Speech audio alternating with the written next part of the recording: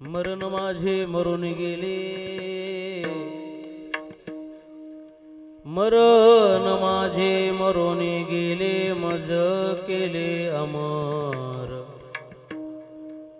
ठाव पुसिले बुड पुसिले, ऊस ओसले देह भाव. आला होता गेला पूर, धरिला धीर जीवनी. ठाव पुसिले बुड पुसिले, ऊस ओसले देह भाव. तुका म्हणे बुनादीचे, तुका म्हणे बुनादीचे,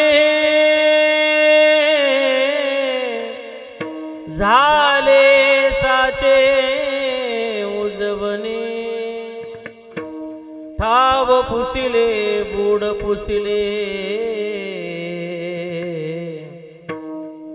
ऊस ओसले देह भाव. समचरण सरोजम सांद्र नीलांबुदाभं जगननिहित पाणी मंडनं मंडनानां. तरुण तुलसी माला कंधरं कंजनेत्रं, सदे धवलहासं विठ्ठलं चिंतयामि. महायोगपीठे तटे भीमरथ्या, वरं पुंडरीकाय दातुं मुनीन्द्रैः. समागत्य तिष्ठन्तमानन्दकन्दं परब्रह्मलिङ्गं भजे पांडुरंगं. पांडुरंगाकरू प्रथम नमन, दुसरे चरण संतांच्या त्यांच्या कृपादाने कथेचा विस्तारू. बाबाजी सद्गुरुदास तुका जयांचे केलिया स्मरण. होय सकळ विद्यांचे अधिकरण, तेची वंदू श्री चरण श्री गुरूंचे ते नमस्कारो. आता काय माझी वाणी मानेल संतासी, रंजो चित्तासी आपोलिया. माझी वाणी तुझे वर्णे गुणनाम, ऐसे दे प्रेम काही कळा. मस्तक माझा पायावरी वार करे संतांच्या. घ्यावी घ्यावी माझी सेवा, दीन दुर्बळाचे देवा. दीन दुर्बळाची देवा, दीन दुर्बळाची देवा. सेवा द्यावी माझी सेवारा, दीन दुर्बळाची देवा.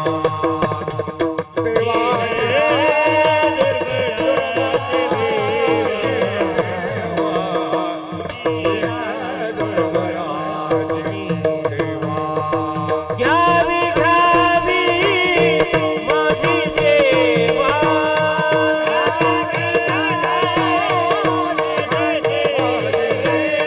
घ्यावी घ्यावी माझी सेवा.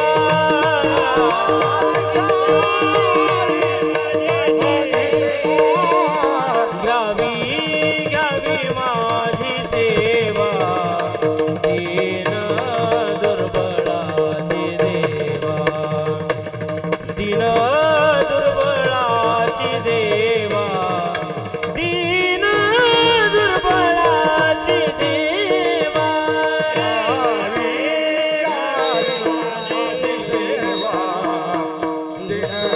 दुर्बळाची देवा. दीन दुर्बळाची देवा, दीन दुर्बळाची देवा. वंशी विभूषित करान्वनीरदाभा, पीतांबराधरुण बिंब फलाधरोष्टात्. पूर्णेन्दु सुंदर मुखादर विंद नेत्रात्. कृष्णात् परम किमपि तत्त्वमहं न जाने. संपाद्य ज्ञानंच विदाय भक्तिमि विलोकितो येन समाधिराज वैराग्यवन्तं सुविचारयुक्तं नमामि जोगं शिरसा गुरुंतम. मरण माझे मरून गेले मज केले अमर ठाव पुसिले बूड पुसिले ओस ओसले देहभाव. प्राप्त प्रसंगी सेवेकरता घेतलेला अभंग महान नामधारक जगद्गुरु जगद्वंदनीय संत श्रेष्ठ श्रीमंत श्री देहुनिवासी श्री तुकोबराय महाराज श्री महाराजांच्या पवित्र अशा अभंग गाथेतील 4 चरणांचा आपल्या जीवनातील एक विशिष्ट अशी क्रांती जगद्गुरु तुकोबराय या अभंगाच्या माध्यमातून प्रकट करतात. सेवेला आरंभ करण्यापूर्वी ज्या निमित्ताने आपण या ठिकाणी एकत्रित आहात त्याची आपण प्रत्येकाला पूर्णपणे कल्पना आहे. भगवान श्री पंढरीनाथांच्या असीम अपार अशा श्रद्धा भावनेने या नैमित्तिक कार्यक्रमाच्या निमित्ताने आपण या ठिकाणी उपस्थित आहात. जे निमित्त आहे ते आपण प्रत्येकाला ज्ञात आहे. दुर्दैवाने ज्यांना आपल्याला वैकुंठवासी असं म्हणावं लागतंय, वैकुंठवासी प्रतस्मरणीय पूजनीय हरिभक्तीपरायण विठ्ठलजी महाराज नारायणराव पांचाळ यांच्या या गोड जेवणाच्या कार्यक्रमाच्या निमित्ताने आपण या ठिकाणी उपस्थित आहोत. त्यांचा संपूर्ण हा पांचाळ परिवार असेल. आपल्या वडिलांच्या उपकारातून उतराई होण्यासाठी चालत असणारा हा दोन्ही सुपुत्रांच्या माध्यमातून हा अत्यंत सुंदर द्विदिवसीय कीर्तन महोत्सव मोठ्या श्रद्धेने या ठिकाणी संपन्न होतोय. आदरणीय गोविंदराव पांचाळ असतील, आदरणीय गोपाळराव पांचाळ असतील आणि हा सर्व वारकरी मेळ ज्यांनी अत्यंत प्रेमाने जमविला, आपणा सर्वांचे परिचित प्रमोदराव अर्थात पमू महाराज आणि आपण सर्व मंडळी सेवेकरता उपस्थित. वरले आवाज कमी करा, एकदम कमी करा, इथंच राहू द्या, बाहेरच्यांना त्रास देऊ नका. सेवेकरता उपस्थित आपण सर्व माझ्या माता भगिनी पुरुष मंडळी, परिसरातून तथा गावातून जमलेले वारकरी, जीवनातील शुद्ध अंतरंग साधना करणारे भाविक, श्रद्धेय आपण सर्व गुणीजन वारकरी, टाळकरी, मृदंगवादक, गायकवृंद, प्रवचनकार, कीर्तनकार, कथाकार मंडळी, आपण सर्वांच्या पवित्र अशा सानिध्यामध्ये आपापल्या क्षेत्रातील अत्यंत दर्जेदार मंडळी या ठिकाणी उपस्थित आहेत. गायनाचं क्षेत्र असेल, मृदंगाचं क्षेत्र असेल, कीर्तनाचं क्षेत्र असेल, सर्व गुण संपन्न मंडळी या ठिकाणी उपस्थित आहेत. मृदंगाच्या क्षेत्रामध्ये अत्यंत कमी वेळामध्ये, कमी वयामध्ये महाराष्ट्रात आपल्या परिसरात ज्यांनी आपल्या नावाचा एक अलौकिक ठसा जमविला, ठसा उमटविला, आमचे हरिभक्तीपरायण मृदंगाचार्य आनंदजी महाराज लोहिया. खरं म्हणजे नावातही आनंद आहे आणि नावाप्रमाणे सगळ्याला ते आनंदच देऊ लागलेत. आणि म्हणून आनंद महाराज असतील, हरिभक्तीपरायण मृदंगाचार्य ज्यांच्या माध्यमातून अनेक विद्यार्थी घडत आहेत, भविष्यातही घडत राहतील, आमचे हरिभक्तीपरायण सतीशजी महाराज या ठिकाणी उपस्थित आहेत. मृदंगाच्या क्षेत्रातील आपल्याच परिसरातील शेजारचे एक अतिशय सुंदर नाव, आदरणीय, हो म्हणजे सुंदर नाव मी का म्हटलो, कारण माझं बी तेच नाव आहे म्हणून म्हटलो बघ. आदरणीय गणेश महाराज घरसोळीकर या ठिकाणी उपस्थित आहेत, महेश महाराज आहेत. आपण सर्व मंडळी आपल्या परिसरातील ज्यांनी अनेक वर्ष संप्रदायाची सेवा केली, गावागावामध्ये हा संप्रदाय वाढवण्याचं काम केलं, आदरणीय रंजनजी गुरुजी या ठिकाणी उपस्थित आहेत. आमचे वालेकर काकाजी आहेत. आपल्या भागातील अत्यंत गोड नाव, एक गायनाच्या क्षेत्रामध्ये भगवंताने एक वेगळीच देणगी दिली अशी हरिभक्तीपरायण संगीतरत्न आमचे बाळासाहेबजी महाराज जाधव निरपणेकर या ठिकाणी उपस्थित आहेत. आदरणीय आमचे मोतीरामजी महाराज आहेत, मरवडची मंडळी, आपण सर्व मंडळी आपल्या सर्वांच्या पवित्र अशा सान्निध्यामध्ये सोमेश्वरजी महाराज आहेत. आणि अजून ऐकायचे ज्यांचं आपल्याला की ते ऐकल्यानंतर ते तुम्हाला कळेल की फक्त माणूस छोटा आहे, बाकी सगळंच अत्यंत मोठं. आदरणीय आमचे सोपानजी महाराज या ठिकाणी उपस्थित आहेत. सगळी मंडळी या ठिकाणी उपस्थित आहात. आपणा सर्वांच्या पवित्र अशा सान्निध्यामध्ये भगवान श्री ज्ञानोबराय, श्री तुकोबराय ज्याप्रमाणे कृपा करतील त्याप्रमाणे या अभंगाचा विचार आपल्या पुढे बोलून दाखवण्याचा प्रयत्न करतो. आणि ज्यांच्या उपस्थितीने या सोहळ्याला अगदी सौंदर्य प्राप्त होत आहे अशी सगळी चिमुकली बालगोपाळ मंडळी, वारकरी मंडळी, सर्वच मंडळी आपण सर्वांच्या उपस्थितीमध्ये चिंतनासाठी आरंभ करतोय. नियोजन अत्यंत गोड आहे. आपणही मंडळी सगळी चांगली आहेत. अडचण एवढीच आहे, फक्त कीर्तन संपायच्या टायमाला सुरू झालंय एवढीच अडचण आहे. पण तुम्ही काही काळजी करू नका. अगदी मर्यादित वेळेमध्ये 25 ते 30 मिनिटामध्ये या अभंगाचा विचार आपल्या पुढे बोलून दाखवण्याचा प्रयत्न करतो. विडाला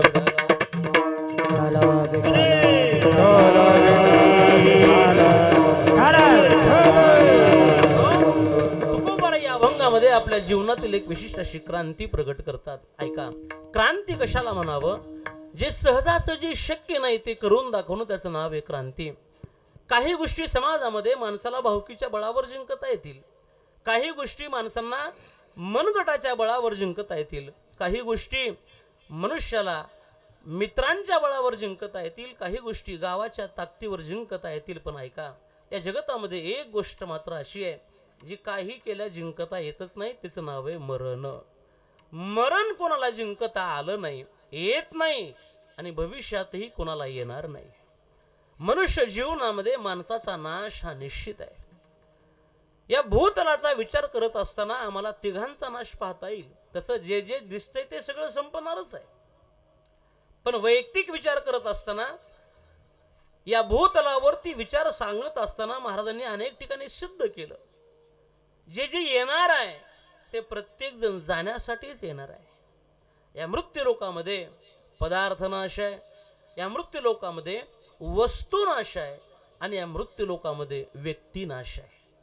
3 शब्द आहे का? पदार्थ नाश, वस्तू नाश आणि व्यक्ती नाश. कालचा पदार्थ आज चांगला राहत नाही, राहिला तर कदाचित उद्या राहणार नाही. विकू कमी करायचा. जरी उद्या राहिला तर कदाचित परवा राहणार नाही. ठेवला फ्रीज मध्ये 8 दिवस राहील, पण 10व्या दिवशी त्या पदार्थाला नाश आहे. पदार्थ नाश. दुसरा नाश आहे तो वस्तू नाश. प्रत्येक वस्तू ही हळूहळू क्षय पावते, संपत जाते. कोणतीही वस्तू घ्या, अंगावरचे कपडे घ्या, संपणार आहेत. वस्तू कोणतीही असेल, वस्तूचा नाश हा ठरलेलाच आहे. हा माझ्या पुढे माईकचा स्टँड आहे. आता जसा आणल्या नवीन होता तसा आज नाहीये. आता हळूहळू याला गंज लागेल, थोडा लागलाय. आता हळूहळू गंजल. हे उद्या अजून गंजून जाईल, अजून परवा गंजून जाईल, त्याच्यानंतर अजून महिन्यात जास्त गंजून जाईल आणि काही दिवसात त्याचा पार भुगा होऊन जाईल. म्हणजे लगेच होणार नाही, कधी ना कधी ह्याचा भुगा होणार आहे. म्हणजे वस्तू नाश आहे, वस्तू संपणार, पदार्थ संपतो आणि राहिला व्यक्तीचा विचार, व्यक्तीला सुद्धा नाश आहे. उपजेते नाशे, ज्ञानोबराय बोलतात, नाशिले ते पुनरपी दिसे, हे घटिका यंत्र जैसे परिभ्रमेगा. उपजेते नाशे, जो जो येणार आहे तो प्रत्येक जण जाण्यासाठीच येणार आहे. काय ज्ञानोबराय गोड बोलतात. ज्ञानोबरांची भाषा आहे आता नाही. ज्ञानोबराय बोलतात, इथे उगवणारा सूर्य सुद्धा हा मावळण्यासाठीच येतो म्हणे. जेत उदय होय असता लागी. ज्ञानोबरांची भाषा. सूर्याचं उगवणं हे मावळण्यासाठी आहे, सुखाचं येणं हे दुःखासाठी आहे आणि माणसाचं जन्मनं हे कधीतरी मरण्यासाठी आहे. कोणीतरी मरायला लागलं, आमच्यातलं कोणीतरी जातं, आमच्यातला एखादा व्यक्ती निघून जातो. मी असं म्हणेल, कोणीतरी मरतं हे आश्चर्य नाहीये, कोणीतरी जाऊ लागलंय हे आश्चर्य नाही. ऐका, अजूनपर्यंत आम्ही जिवंत आहेत हे मोठं आश्चर्य आहे. इथं सगळ्यांना जायचंच आहे. पण लक्ष द्या, मनुष्य जीवनामध्ये समाजामध्ये काही नाते आमच्यावरती प्रेम करत असतात, पण सगळ्यांचं प्रेम हे निस्वार्थ आहे असं सांगता येत नाही. समाजामध्ये काही माणसं स्वार्थापोटी प्रेम करतात. शेजारची माणसं प्रेम करतात, त्या प्रेमामागे स्वार्थ आहे. मित्र प्रेम करतो, त्या मित्राच्या प्रेमामागे स्वार्थ आहे. असं निस्वार्थी प्रेम कोणी करत नाही, कधीच करत नाही. नाही, आपले 50-60 मित्र आहेत म्हटला, आपण फोन केलं की येतात, आपण बोलवलं की येतात. काहीतरी स्वार्थ आहे.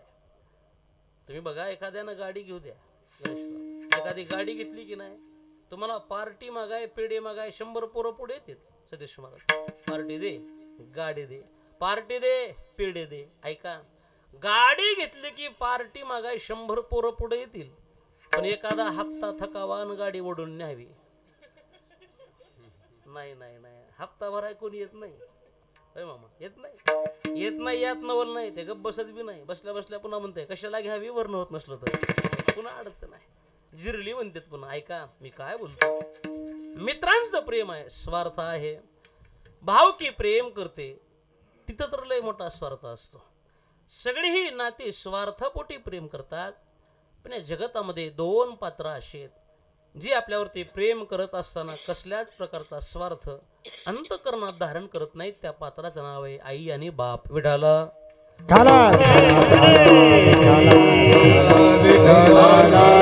आई ही मुलावर प्रेम करते आणि बापही मुलावर प्रेम करतो. या दोघांचंही प्रेम आहे, थोडा फरक असेल. फरक काय आहे? फरक एवढाच आहे, आईचं प्रेम दिसणार आहे, बापाचं प्रेम दिसत नाही, एवढाच फरक आहे. आईचं प्रेम लगेच कळतं लोकांना. मुलगा किंवा मुलगी शाळेमध्ये पास झाली, ती जर धावून आली, आई नंबर आलाय माझा, आईला आनंद वाटला, धावत घरात जाते, मुठभर साखर घेते, लेकराच्या तोंडामध्ये साखर टाकते ती आई. लेकराला साखर खाऊ घालते ती आई, लोकांना लगेच दिसते. वा वा, काय प्रेम आहे व्हायचं. लगेच लेकराला साखर खाऊ घातली. पण ऐका, दिवसभर उन्हातानामध्ये राबावं, अंगातील सदरा घामाने ओला चिंब होईपर्यंत काम करावं आणि दिवसभर काम करून भेटलेल्या 500 रुपयाची पेढे आणून माझा मुलगा पास झाला म्हणून सगळ्या गावात पेढे वाटावे, तो बाप लवकर कळत नाही. ही शोकांतिका आहे, बापाचंही प्रेम आहे. अशा मंडपात मुलगी नांदा निघाली, ती आई लेकीच्या गळ्यामध्ये पडून ढसा ढसा रडते. आई आहे ती. लेक निघाली म्हणून आई खूप रडली. लोकांनी पाहिलं, काय प्रेम आहे ते आईचं, काय रडते लेकीच्या गळ्यात पडून, आईचं प्रेम आहे. आई दिसली. पण मुलीचं लग्न झालं, मुलगी निघून गेली. संध्याकाळी झोपलेल्या अवस्थेमध्ये विचार करणारा तो बाप तळहाताच्या फुडाप्रमाणे लेकीला सांभाळावं आणि आज हीच लेक लोकाच्या दावणीला बांधावी हा विचार करून मानेखालची उशी रडून रडून ओली चिंब करतो की नाही तो बाप आम्हाला लवकर कळत नाही. ही शोकांतिका आहे. बापाचंही प्रेम आहे. आपल्या अंगावरचा कपडा फाटलेला आहे चालेल, पण लेकराच्या अंगावरती कपडे नवीन असले पाहिजेत हा विचार करणारा बाप आहे. माझ्या पायातला बूट 2-3 ठिकाणी शिवलेला आहे, त्याला ठिगळच जोडलीत, अडचण नाही, पण लेकराच्या पायामध्ये बूट नवा असला पाहिजे हा विचार करतो तो बाप आहे.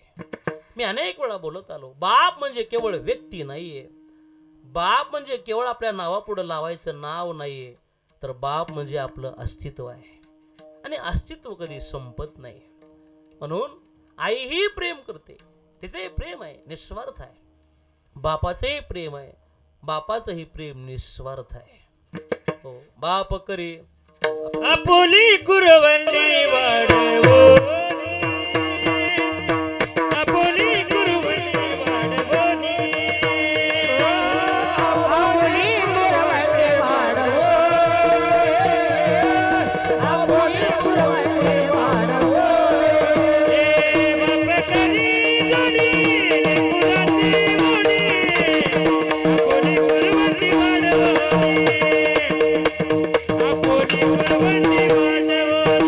बाप करी जोडी लेकराची मोडी, आपुली कुरवंडी वाढवो, आपुली कुरवंडी वाढवो. बाप करे गोडी लेकुराची ओढी, आपोली कुरवंडी ओवाळून याने बापाचे प्रेम आहे. दुर्भाग्याने कालांतराने ते प्रेम आम्हाला कळत नाही आणि जेव्हा कळतं त्यावेळेस बाप शिल्लक राहत नाही. गेलेली व्यक्ती, ढगाआड गेलेला सूर्य आणि मातीआड गेलेली माणसं आम्हाला पुन्हा सापडत नाही. म्हणून माणसं आहे तोपर्यंत जपा, माणसं आहे तोपर्यंत सांभाळा. आपण पाहिलंय खूप माणसं मेली 4 वर्षाखाली, अशी ढिगच्या ढिग जाळली लोकांनी. कोण विचारतंय पुन्हा? व्यक्ती गेला की विषय संपला. व्यक्ती आहे तोपर्यंत व्यक्तीची जपणूक केली पाहिजे. म्हणून गए हुए कभी आते नहीं, उनकी याद आती है. पुन्हा काय, पुन्हा फक्त आठवण आहे. लक्ष द्या, मनुष्य जीवनामध्ये व्यक्ती कितीही प्रेमाची असली तरी त्याचा नाश मात्र हा निश्चित आहे, जाणं ठरलेलं आहे. कोणीही असेल, इथे येणारा व्यक्ती जातो यात नवल नाही, इथे येणारे संत महात्मे जातात यातही नवल नाही, इथे येणारा देव सुद्धा थांबत नाही यातही नवल नाही. मी पुढे असं म्हणतो, इथं देवाचा बाप जरी आला तरी त्याला थांबता येत नाही. राजा दशरथ प्रभू रामाचे वडील आहेत. जगाच्या बापाचा बाप राजा दशरथ जिथं राम राम करता गेला तिथं आमचं काय खरं आहे. म्हणून येणं जाणं हे आपल्या हातात नाही. येणं कर्म वासना आणि पाप पुण्य याच्या आधारे आहे. आणि मनुष्याचं जाणं हे निश्चित आहे. जन्म आणि मरण हे माणसाचे दोन काठ आहेत. वाहणारी नदी एका काठाने कधी वाहत नाही, तिलाही दोन काठ आहेत. एक अलीकडचा काठ, एक पलीकडचा काठ. एक ऐलं तीर, एक पहिलं तीर. एखादं उपरणं खाली पडलं आणि ते जर उचलायचं असेल, एक काठ धरून उचलला की दुसऱ्या काठाला हात लावायची गरज नाही. पहिला काठ उचलला, दुसरा बरोबरच आहे. तसं जन्म नावाचा काठ स्वीकारला की मृत्यू नावाचा काठ इच्छा नसताना स्वीकारावा लागतो. उपजल्या पिंडा मरण सांगाते, उपजल्या पिंडा मरण सांगाते, उपजते सवेतीते, मरते उपजते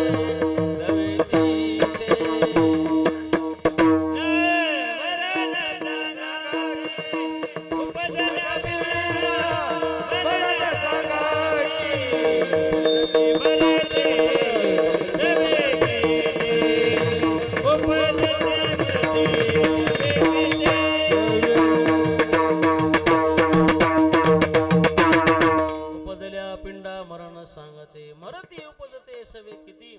अनेक प्रमाण आपल्याला सांगता येतील. घडी घडी काळ, घडी घडी काळ वाट याची पाहे, घडी घडी काळ वाट याची पाहे. घडी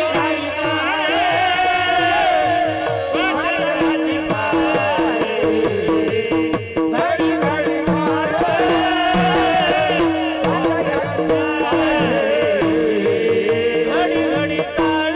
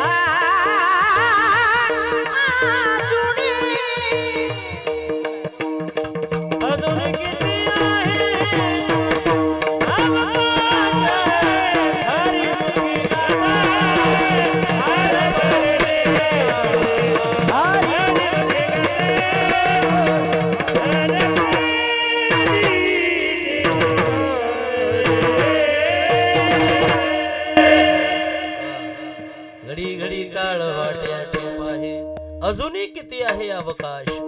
मनुष्याला जावं लागतं, देह जाणार अशी काळोबा खाणार. सज्जन हो, नाश ठरलेला आहे, नाश निश्चित आहे. तुकोबरा बोलतात, मला याच नवल वाटते. एक पाहतसा एकाची दहने, सावध त्या गुन्हेकारे नवा. माणसं सावध होत नाहीत म्हणे. मग कुठं अडकली माणसं? महाराज बोलतात, जन तरी देखे गुंतले प्रपंचे, स्मरण ते त्याचे त्याशी नाही. माणसांना स्मरण सुद्धा नाही. कशाचं? मरणाचं. माझी विनंती आहे, सगळे विसरलं तरी चालेल, पण माणसाने मृत्यू कधी विसरायचा नाही. अजून पुढे बोलतो, तुम्ही विसरलात तरी अडचण नाही, ते तुम्हाला विसरत नाही, काळजी करू नका. मरण विसरतच नाही आपल्याला, आपल्या बरोबरच येते. आणि ऐका, मरण कळालं की मग मरण सोपं होतं. अजून पुढे बोलतो, मरण कळालं की माणसाला मरण सुद्धा चांगलं वाटतं. मरण वाईट नाहीये, मरण चांगलंच आहे, फक्त ते कळत नाही म्हणून वाईट वाटतंय, एवढीच अडचण आहे. मोक्षापर्यंत पोहोचायचे, उद्धाराकडे जायचे, मरण समजलं. अहो, राजा परीक्षिती उद्धाराला पोहोचला. 7 दिवसामध्ये कथा श्रवण केली, शुकदेवांच्या माध्यमातून राजाचा उद्धार झाला, हे निश्चित आहे, मान्य आहे. पण कधी? राजाला घर सुटलं, सत्ता सुटली, संपत्ती सुटली, मुलाबाळांचा राजाने त्याग केला. प्रपंचाचा त्याग करून राजा शुकदेवांच्या समोर 7 दिवस बसला, हे मान्य आहे. पण हे कधी? अगोदर मी 7 दिवसामध्ये मरणार आहे हे कळाल्यावर. अगोदर नाही सुटले. अगोदर राज्य आवडलं म्हणून तर गादीवर बसले राजे. अगोदर राज्य बरं वाटलं म्हणून डोक्यावर मुकुट घातला, फिराय गेले, पत्नी मुलं बाळ आनंदात जगतच होते ना. अगोदर नाही सुटलं हे. 7 दिवसामध्ये मरणार आहे हे कळालं की मग सगळ्याचा त्याग आहे. मग कुटुंबाचा त्याग, मग प्रपंचाचा, संपत्तीचा सगळा त्याग. कधी? 7 दिवसामध्ये मरणार आहे हे कळाल्यावर. मला असं वाटतंय, प्रपंच तेव्हा सुटेल आमचा, तेव्हा मी खरंच मरणार आहे हे कळालं की मग प्रपंचामध्ये आसक्ती शिल्लक राहत नाही. एका राजाला कळालं आपल्याकडे फक्त तासभर शिल्लक आहे, कळालं. मग मोक्ष झाला, मोक्ष मिळाला, उद्धाराला पोहोचला. पण कधी? अगोदर 1च तास शिल्लक आहे हे कळाल्यावर. 1 तास उरला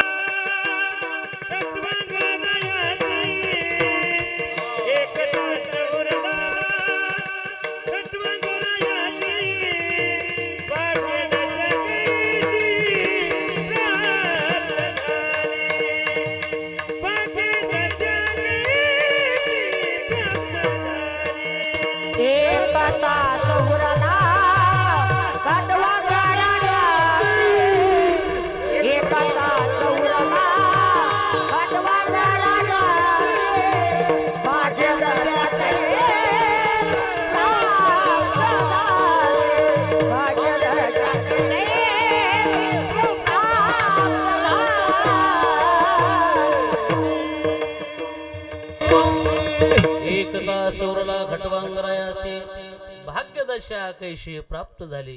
1च तास शिल्लक राहिला हे कळालं की मग नंतर उद्धार आहे. म्हणून सज्जन हो, अगोदर माणसाला मरण कळालं पाहिजे.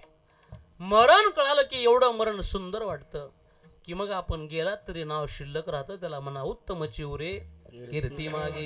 हे कधी कीर्ती शिल्लक राहते? त्यासाठी माणसाचं जगणं चांगलं असलं पाहिजे. अनेक वेळा बोलत आलो, हे जगणं म्हणजे नेमकं काय आहे, कसं जगलं पाहिजे? सोपं आहे. आम्ही जर बोलायला लागलो तर 10-20 माणसांनी आमचं बोलणं प्रेमानं ऐकावं, याला खरंच जगणं म्हणा. आम्ही जर चालायला लागलो तर 5-50 माणसांनी प्रेमानं आमच्या मागे चाललं पाहिजे, याला खरंच जगणं म्हणा. आम्ही जर बसलो 10-20 लोकांनी आवडीने आमच्या जवळ बसावं, याला खरंच जगणं म्हणा.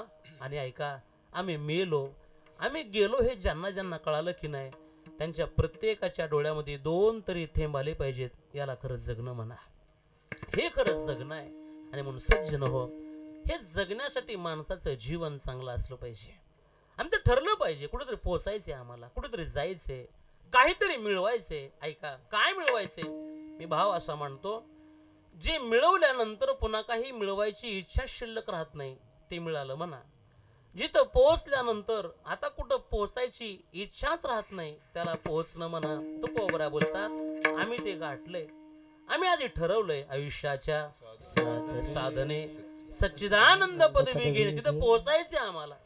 आणि तुकोबरा बोलतात, हे केवळ आमचं ठरलं नाही, आम्ही तिथं पोहोचलो सुद्धा. आता निश्चिंतीने पावलो विसावा, खुंटलिया धावा कृष्णेची. आम्ही आमच्या इच्छित ठिकाणी विसाव्याच्या ठिकाणी पोहोचलो म्हणतात महाराज. विसावा माहिती की ना आपल्याला? विसावा आम्हाला फक्त एकच विसावा माहित आहे, तेवढा एकच. ते बी मला वाटते लोकांना जड होते म्हणून ठेवतात काही, तेवढा एकच विसावा माहित आहे. तो विसावा नाही तुकोबराय बोलतात. मग कोणता विसावा? महाराजांनी जो विसावा सांगितला तो थोडा वेगळा विसावा आहे. कोणता विसावा? आलो निजाच्या माहेरा, माहेरा, आलो निजाच्या माहेरा, आलो निजाच्या माहेरा, माहेरा, आलो निजाच्या माहेरा,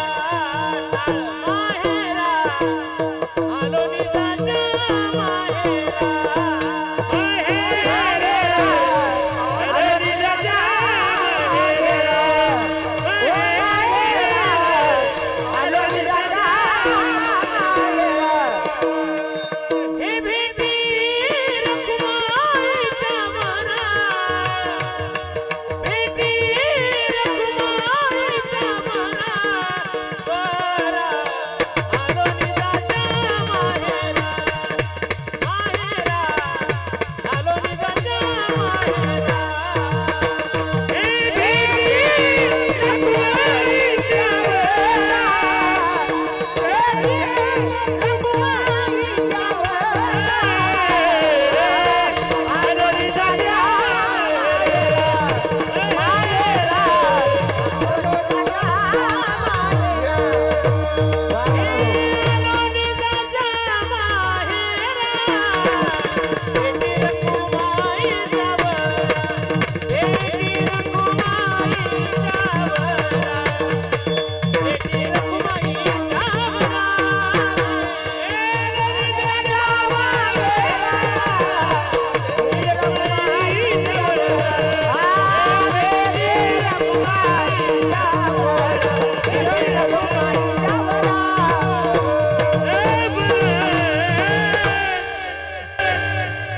आलो निजाच्या माहेरा, भेटी रखुमाईच्या वरा. तुकोबराय बोलतात हे इथं पोहोचणं म्हणजे विसावा. भगवान पंढरीनाथाच्या चरणावरती प्राप्त होणं म्हणजे त्याला विसावा म्हणा. आणि तिथं पोहोचलं की मग म्हणता येतं शेवट तो भला. माझा बहु गोड झाला म्हणून सज्जन हो. मरण वेगळं आणि मोक्ष वेगळं. मरण आणि मोक्ष यामध्ये खूप मोठा फरक आहे. नीट ऐका. मरण कशाला म्हणावं, मोक्ष कशाला म्हणावं ऐका. व्यक्ती मेला, इच्छा शिल्लक आहेत, त्याला मरण म्हणा. व्यक्ती मेला पण इच्छा शिल्लक आहेत, त्याला मरण म्हणा. इच्छा संपल्या, व्यक्ती जिवंत आहे, त्याला मोक्ष म्हणा. काहीच मिळवायचं शिल्लक नाही, कृतकृत्य झालो, इच्छा केली ते पावलो, तिथं पोहोचणं म्हणजे मरण आहे. पण सज्जन हो, हे लौकिक मरण आणि अलौकिक मरण या दोन्ही गोष्टी वेगळ्या आहेत. लौकिक मरण माणसाला आवडत नाही आणि दुर्भाग्याने सामान्य माणसाला अलौकिक मरण मिळतच नाही. संत पोचले ते अलौकिकतेला, आम्ही लौकिक मध्ये आहेत. आमचा नाश ठरलेला आहे, मरावंच लागतं. इथं कोणाला सुट्टी नाही, कोणीच नाही, कोणालाही तिथून बाहेर पडता येत नाही. काय आहे, माणसाच्या मरणाची जागा, मरणाचा वेळ आणि मरणाचा अधिकारी हे सगळं ठरलेलं आहे. जागा सुद्धा ठरलेली आहे. मी अनेक वेळा बोलत आलो, कुठेही माणसं मरत नाही, त्याच जागी माणसाला मरण आहे. 2012-13 साली केदारनाथला महाप्रलय आला, महापूर आला. आपल्याकडील जवळजवळ 250-300 लोक यात्रेला गेलेली. इतका पूर आला, इथून गेलेली माणसं पुन्हा परत आलीच नाहीत, वाहूनच गेली तिकडे. मग गावातले लोक म्हणायचे कशाला गेला असेल बाबा, इथं कधी मंदिरात जात नाही, इथं कधी कीर्तनाला नाही, तिथं गेले म्हटले कशाला गेला असेल. अरे ते मरायलाच गेलतं, तिथं जागा आहे, त्याची जागा ठरलेली आहे. मरणाचा अधिकारी सुद्धा ठरलेला आहे, कुणी मरत नाही. एकाच गाडीवर आनंदराव 2 मुलं प्रवास करायला लागले, एकाच गाडी एकच आहे, एकाच वेगाने प्रवास करतायत. धडक लागली, दोघही खाली पडले. एक जाग्यावर मेला आणि एकाला खरचटलं सुद्धा नाही. असं का? गाडी एकच आहे, एकाच वेगात आहेत, दोघं सोबतच आहेत, जवळच बसलीत, पण पण एक मरतो एक जगतो. त्याचं उत्तर असं आहे, ज्याचं मरण आहे तोच मरतो. अधिकारी ठरलेला आहे. जुनी माणसं सांगायची, अशी बस निघाली केदारनाथला आणि मग त्या असं डोंगरातून बस निघाली. पाऊस जोरात सुरू झाला, अशा विजा चमकायला लागल्या. 50 माणसं गाडीमध्ये, एकाच गावची यात्रेची 50 माणसं. एकदम वीज अशी गाडीच्या जवळ यायची की निघून जायची, गाडी जवळ यायची की माणसं लटलट कापायला लागले, घाबरा लागले. 3दा झालं म्हटले. वीज जवळ आली आणि गेली. एक म्हटला, हे बघा अशी कुठेही वीज येत नाही म्हटला. हो, पायाळू माणसाच्या जवळ वीज येत आहे म्हटला. पायाळू, मला वाटतं आपल्या गाडीत कोणतं पायाळू आहे बघा, आणि त्याच्यामुळं वीज आपल्याकडे येऊ लागली. आता गावातल्या माणसाला सगळं माहित असते, कोण पायाळू कोण डोकाळू सगळं. एक ते बघा म्हटला, तेव्हा ते पायाळू आहे. सगळी माणसं त्याच्याकडे गेली. रामभाऊ, तुमच्या पाया पडतो, तुम्ही खाली उतरा, खाली उतरा. ते म्हणणार 2 वाजलेत रात्रीचे, घाटात कुठं उतरवताय? ते म्हणला, तुम्ही कुठेही उतरा आणि कुठेही जा, पण पाया पडतो. तुम्हाला जर वाटत असलं ही 49 माणसं जगावी, घरी जावी व्यवस्थित, बायका लेकरं वाट बघाले, तुमच्या पाया पडतो, तुम्ही खाली उतरा. स्पेशल गाडी करून या, गावात वर्गणी गोळा करून तुमचे पैसे फेडतो आम्ही, पण तुम्ही खाली उतरा. तर ते चांगलं होतं. माणूस त्यानं विचार केला, आपल्यामुळे हे बाकीच्या लोकांना त्रास कशाला, आपणच उतरलेलं बरं म्हटलं. तेव्हा ते एकटं माणूस खाली उतरलं आणि 500 मीटर बस पुढे गेली. जी बसवर वीज पडली सगळी भोगा. का बरं? त्याचं कारण आहे, वीज 3दा आली आणि ह्याला बघत होते. कुणाला? ह्या रामभाऊला. हे आहे म्हटली गाडी, ह्याला मारायचं नाही आपल्याला, कारण ह्याचं मरण नाही.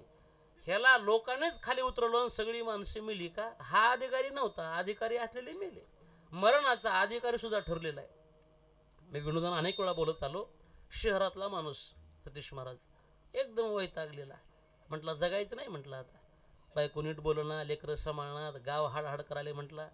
एकदम आता कटाळा आला म्हटलं जगायचा, मेलं पाहिजे म्हणून ते 5व्या मजल्यावर गेलं. 5व्या मजल्यावर उडी हाणतो मरतो म्हणला मोतीराम महाराज.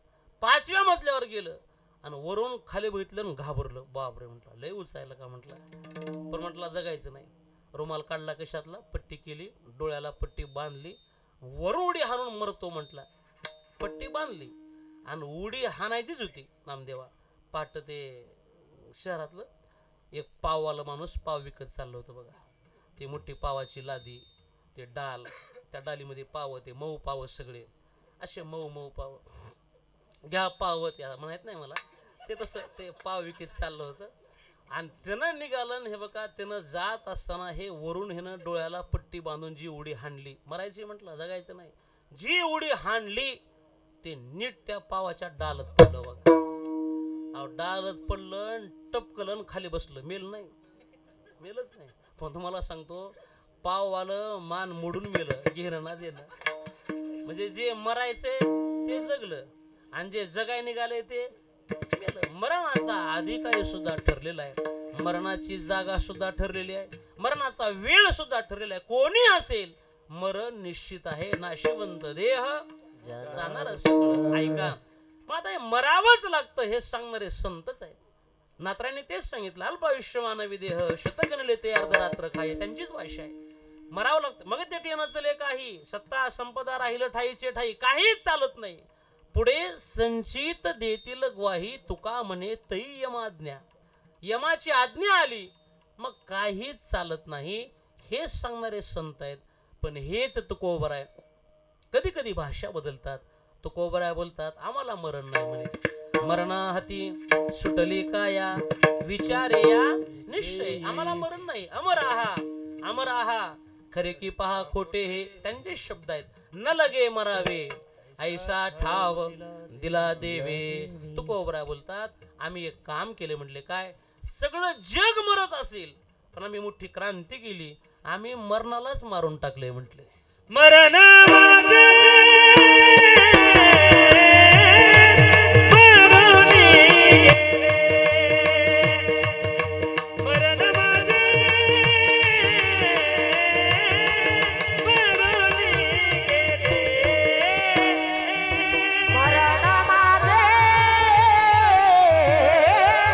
पारोनी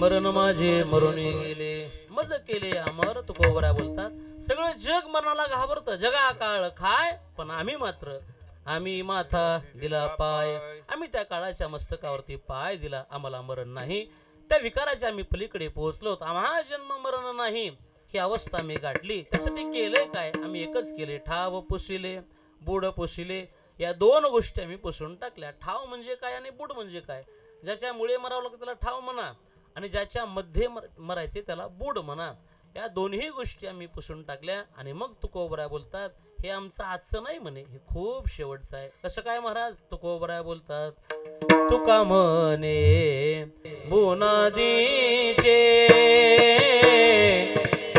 तुका म्हणे बुनादीचे तुका म्हणे बोला दे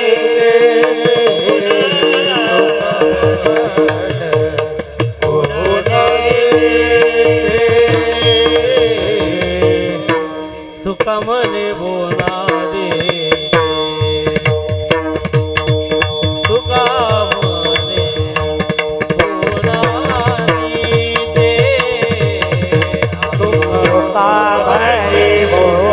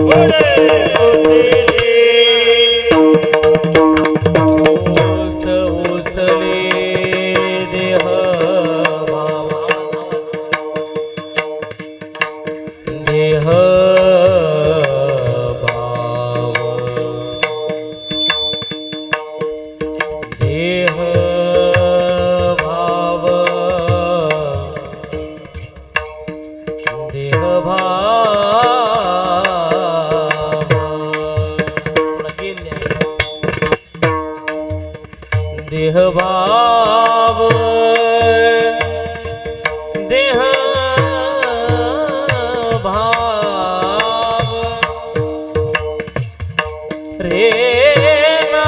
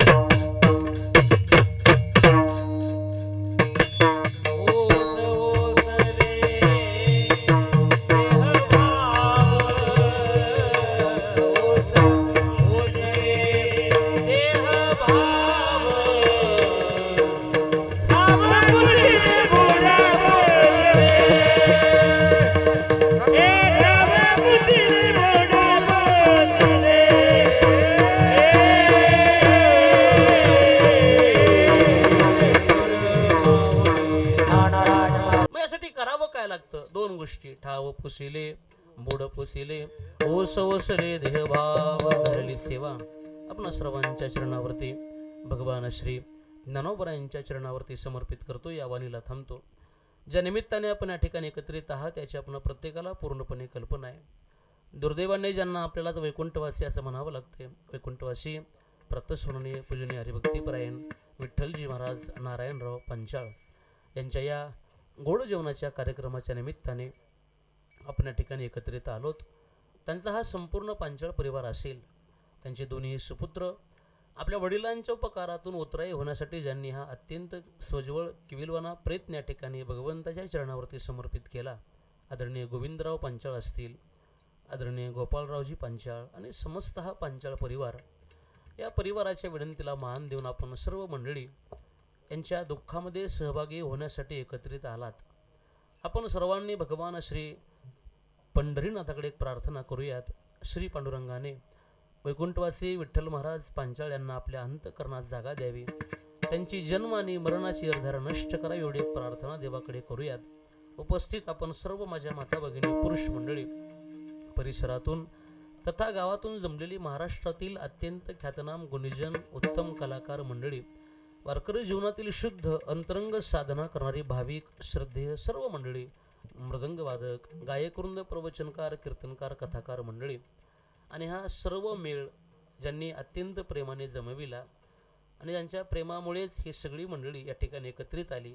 एरवी एखादा वादक मिळणं कठीण आहे, एरवी एखादा गायक मिळणं कठीण आहे, एरवी एक टाळकरी मिळणं कठीण आहे, पण आज एवढी सगळी मंडळी, इतके मृदंगवादक आहेत, कोणाकोणाला वाजवाय द्यावं हा प्रश्न पडावा म्हणून 4-4 मृदंग लावले तरी अजून शिल्लकच आहेत. टाळकरी, मृदंगवादक, अनेक मंडळी या ठिकाणी उपस्थित आहेत. गायक मंडळी, आता सर्वांना काय शक्य होणार नाही चाली देणं, म्हणून सर्वांनी आपलं प्रेमानं थोडा थोडा आलाप म्हणला आणि त्यांनी सांगितलं महाराज चालू झाली आता, आणि म्हणून आपण सर्व मंडळी या ठिकाणी उपस्थित आहात.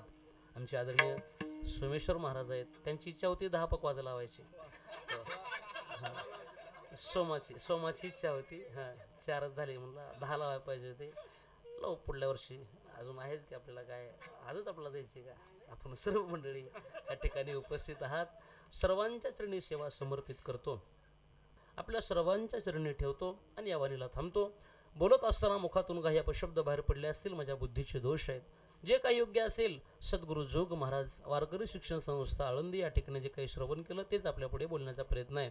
न्यूनते पुरते अधिकते सरते करून घ्यावे तुमते विनवी तसे, किंवा बालक बापाचे ताटे रेगे रेगोनी बापा त्याची जीव लागे, की तो संतोष वेगे मुखची ओढवे. तुकाराम तुकाराम तुकाराम तुकाराम तुकाराम तुकाराम तुकाराम तुकाराम